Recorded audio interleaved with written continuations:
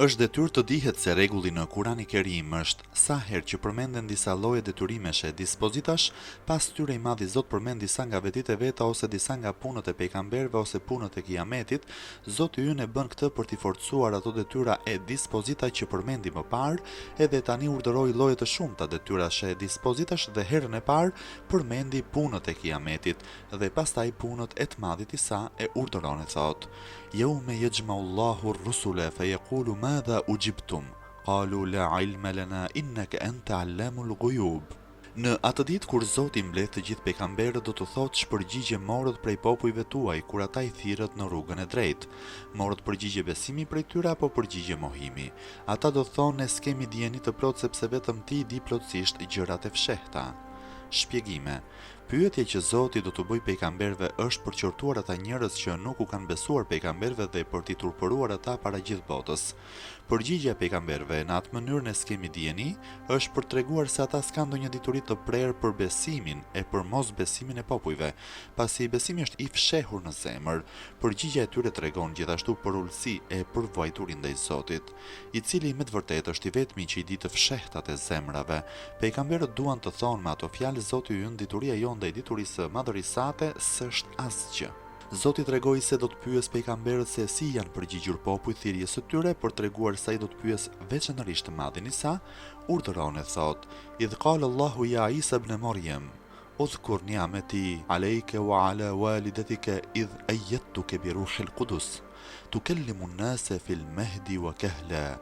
وإذ علمتك الكتاب والحكمة والتوراة والإنجيل وإذ تخلق من الطين كهيئة الطير بإذني فتنفخ فيها فتكون طيرا بإذني وتبرئ الأكمة والأبرص بإذني وإذ تخرج الموت بإذني وإذ كففت بني إسرائيل عنك إذ جئتهم بالبينات فقال الذين كفروا منهم إن هذا إلا سحر مبين."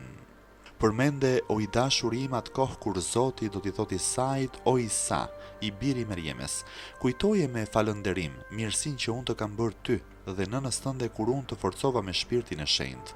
Ti u fole njerëzve duke qenë në djep dhe duke qenë i rritur, dhe kur të mësova librin dhe hikmetin, kuptimet e thella të atij libri, Teuratin dhe Injilin, Ungjillin, dhe kur ti krijove një gjë prej balte në trajtën e zogut me lejen time, dhe sa po i fryva asaj, ajo me lejen time u bë zog, dhe kur ti shërove me lejen time të verbrin e lindur, e lebrozin, dhe kur me lejen time ti nxore të vdekurit të gjallë prej varrit, dhe kur unë të shpëtova nga sulmet e Beni Israilve, dhe atëherë kur ti u erdhe atyre me mrekulli të dukshme, ata që ishin mohues ndër ata të thanë: kjo s'është gjë tjetër veç se një magji e qartë." Shpjegime. Fahri Raziu thot se Zoti në ajetin e mëparshëm ka thënë se ai do t'i pyes pejgamberët qysh e pritën popujt thirrjen tuaj. Pyetja është për t'i qortuar ata popuj që nuk u kanë besuar pejgamberëve. Tani me këtë ajet Zoti tregon se të krishterët e kohës së zbritjes së këtij ajeti meritojnë të qortohen më tepër se popujt e tjerë, sepse përderisa kanë ngulmuar në mohimin e pejgamberëve, ata asaj kohe preknin madhërinë e Zotit, duke e besuar se ai ka grua e fëmijë dhe duke besuar në hynërësinë e Isait, të cilit Zoti i ka dhënë shumë të mira, dhe këto të mira vërtetojnë qenien e tij njeri i dërguar nga ana e Zotit, dhe jo se ai është i adhuruar. Fjala e Isait në djep dhe i rritur është për ligjëratën e tij të njëjtë si kur ka qenë i vogël në djep, ashtu edhe kur ka folur i rritur. I Madhi Isa kur ishte foshnjë në djep u kishte thënë Beni Israilve: "Unë jam rob i Zotit, ai mua më ka dhënë një libër dhe më ka bërë profet." Po në atë mënyrë ai u foli atyre edhe i rritur.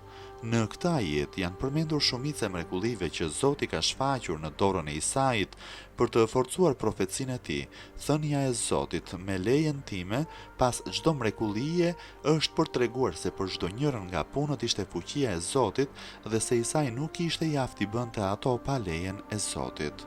Zoti pasi tregoi mirësitë që i ka bërë të Madhit Isa për të nxjerrë në dukje dhe cilësitë e lavdërueshme të atyre që i besuan Isait, urdhëron e thotë: "Wa idh awhaytu ila al-hawariyina an aminu bi wa bi rasuli qalu amanna washhad bi annana muslimun."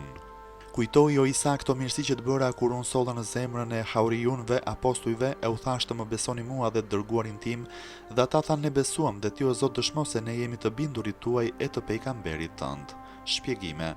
Në tefsirin Hazin thuhet se haurijun apostuj quhen shokët e Isait, ata që e besuan atë qysh në fillim. Wahi që Zoti u ka bërë apostujve është për besimin në Zotin e në dërguarin e tij që hyri në zemrat e tyre, ose është për urdhrin që u ka dhënë atyre nëpërmjet pejgamberit për t'i besuar atij dhe Isait. Kush ishin apostujt dhe se çfarë mjeshtrie ushtronin ata, kjo është shpjeguar gjerësisht në surën Ali Imran. Zoti tregoi besimin dhe bindjen e apostujve, për treguar edhe se ata kërkuan disa gjëra prej të Madhit Isa. Zoti urdhëroni thotë: "Idh qala al-hawariyun ya Isa ibn Maryam, hal yastati'u rabbuka an yunzila alayna ma'idatan min as-sama'? Qala ittaqullah in kuntum mu'minin." Kujtoi o Isa atë kohë kur apostujt thanë: "O Isa, biri Merjemes, a mundet Zoti yt të zbres prej qiellit për ne një sofër plot me gjellra?" Ai u tha: "Keni frikë Zotin nëse jeni besimtar, mos kërkoni gjëra të tilla." Shpjegime: kërkesa e apostujve "a mundet Zoti yt" le të kuptohet se ata nuk kishin besim të plot në fuqinë e Zotit, dhe këtë e forcon edhe përgjigjja e Isait: "Keni frikë Zotin nëse jeni besimtar", që do të thotë si guxoni të dyshoni në fuqinë e Zotit dhe si thoni: "A mundet Zoti të zbres për ne një sofër prej qielli?" Këtë lloj kërkese nuk e bëjnë besimtarët. Disa interpretues të Kuranit e kanë shpjeguar këtë ajet kështu: "O Isa, biri Merjemes, a na e zbret Zoti yt një sofër plot me gjell prej qiellit?" Për ata kishin dyshim për zbritjen e sofrës dhe jo për fuqinë e Zotit për atë punë. Dhe Isa ju është përgjigjur atyre: "Keni frikë Zotin nëse jeni besimtar", që do të thotë: nëse ju doni që ai të zbres për ju atë sofër, ruhuni prej mëkatesh, sepse po u ruajtët bëhet shkak që t'ju plotësohet kërkesa. Zoti tregoi se kërkesa e apostujve e bëri Isa t'u thotë atyre: "Duhet të keni frikë Zotin e të mos kërkoni gjëra të tilla." Për treguar edhe përgjigjen e apostujve, Zoti urdhëroni thotë: "Qalu nuridu an na'kula minha wa tatma'inna qulubuna wa na'lama an qad sadaqtana wa nakuna 'alayha min ash-shahidin." Ata thanë: "Ne dëshirojmë që të ham prej asaj, që të na qetësohen zemrat, që të dimë se ti na flet të drejtën dhe timi dëshmues për atë sofër." Kuptimi: këto janë qëllimet tona me kërkesën që bëm dhe jo se kemi ndonjë dyshim në fuqinë e Zotit. Zoti i përtreguar edhe se i Madhi Isa pasi e mori vesh qëllimin e arsyeshëm të shokëve, kërkoi prej Zotit që atyre t'u plotësohej dëshira, urdhëroni thotë: "Qala Isa ibn Maryam, Allahumma rabbana anzil alayna ma'idatan min as-sama'. تكون لنا عيدا لأولنا وآخرنا وآية منك وارزقنا وأنت خير الرازقين."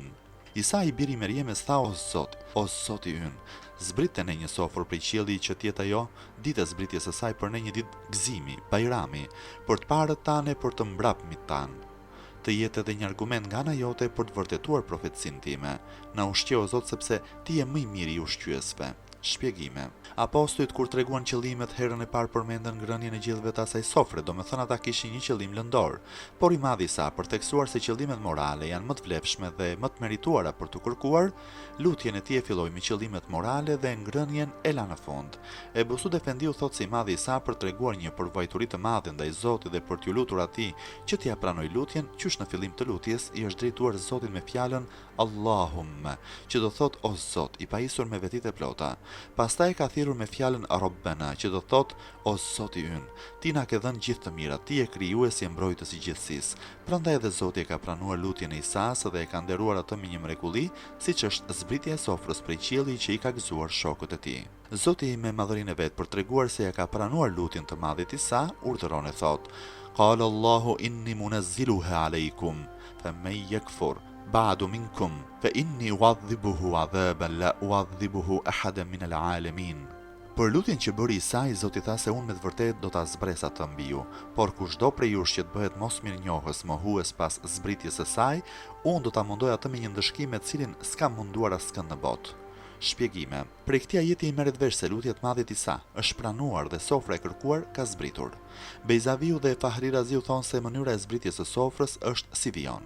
Para popullit ka zbritur një sofrë e kuqe në mes dyreve, me peshk të tiganisur me dhjamin e vet. Peshku ishte pa hala e pa pulla. Të kryet e peshkut dhe të bishti i tij kishte krip, kishte një tas me uthull, rreth peshkut kishte 5 kuleç dhe lloje të ndryshme perimesh të njoma, mbi kulaçin e parë kishte ullinj, mbi të dytin mjalt, mbi të tretin vaj, mbi të katërtin djath dhe mbi të pestin mish të tharë pastërma.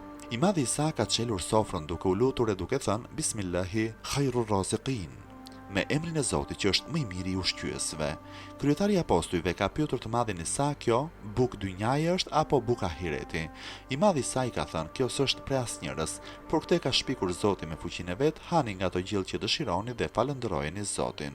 Prej asaj sofre kanë ngrënë qindra njerëz të varfër e të pasur, të shëndetshëm e të smur, dhe prej saj nuk është paksuar asgjë. Disa prej atyre që kanë ngrënë nga ajo sofër i kanë besuar të madhit disa, por shumica nuk i kanë besuar dhe janë munduar të turbullojnë edhe mendjet e besimtarëve. Atëherë Zoti u ka ndryshuar fytyrat mohuesve dhe i ka bërë në surat të derrave, e pasi kanë jetuar 3 ditë, kanë vdekur.